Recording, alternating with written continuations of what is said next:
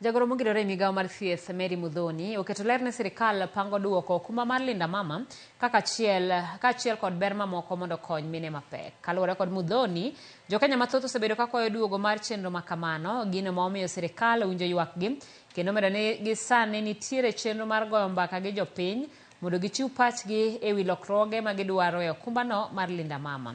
Bende olero ni linda mama en achiel kuom mise madongo e okumba mar Social Health Insurance Fund mabiro konyo mine mapek e budget ni. For people to understand.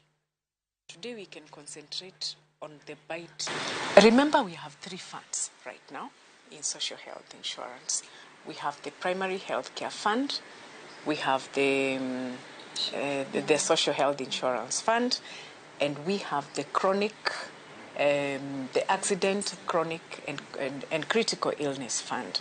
So the exchequer and the social health insurance will cover everybody. It is for us now who are in it's the social health authority that will be able to equalize the funds in terms of which one goes to Linda Mama and what goes to SHIF. This is going to be a program under SHIF, just like it used to be. So we will not have 2 separate programs.